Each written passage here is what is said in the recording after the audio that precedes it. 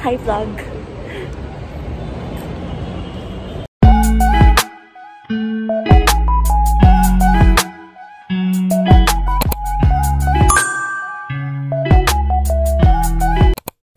Hey vlog, it's Glory. For today's video, tayo ay magagala papuntang Antipolo, specifically in Pinto Art Museum. Actually, pupunta lang talaga ako doon, of course, for the gram and aesthetic. Syempre, sa tayong Gen Z, and of course, as part of the Gen Zs, we are ultimate clout chasers.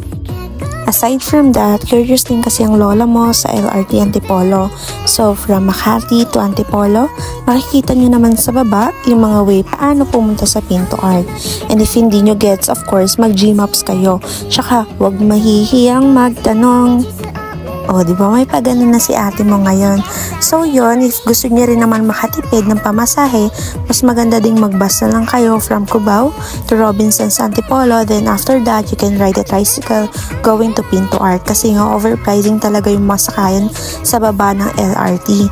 So, worth the hype pa ang LRT Antipolo? Yes, it's a 10 out of 10 experience.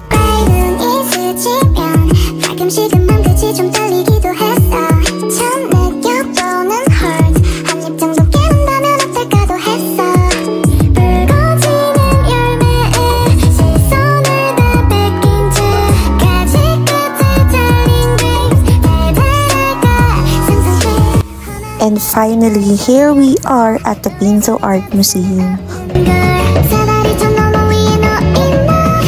Yung mga masterpiece na meron sila dito is more on modern and contemporary arts. May makikita tayong surrealism, expressionism, social realisms, art installations, and so on and so forth. O, diba? Akala mo naman alam niya yun. Huy, wag ganun, B. Anyways, the architecture itself is also good. Feels like Greece, ika nga, especially if nasa labas ka na. What also caught my attention here is yung mga different concepts na meron sila. So, ang overall experience here at Pinto Art Museum is 9 out of 10. So, why naman 9 out of 10 lang? Una kasi, hindi siya ganun ka-well ventilated. Especially for its entrance fee na 250 pesos, hindi kaya ng mga ceiling fans yung init na meron sa loob. Especially if madami talaga yung mga tao. And since pumunta nga kami doon ng Chinese New Year, definitely, it's holiday. So technically, malabi talaga ang mga persons. So if you wanted to come here, much better talaga if you go on weekdays. Good afternoon. We're here at Pinto Art Museum. You gotta feel the vibe of March in here. Kasi sobrang init.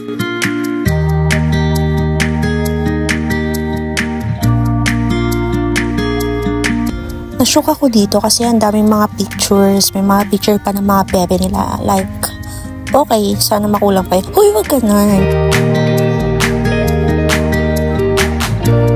So, by the way, no, ito nga po pala ang ating fee check for today's video. Yan, kitang-kita ka sa National Museum.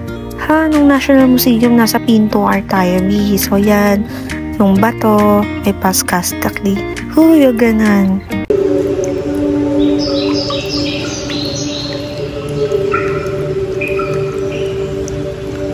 So, aside from that, may nakita kaming mga spots dito sa likod ng Pinto Art. Kitang-kita yung kabahayan. Kabahayan, girl. Kabahayan. Tapos doon na rin kami freshen up kasi nga mahangin-hangin doon.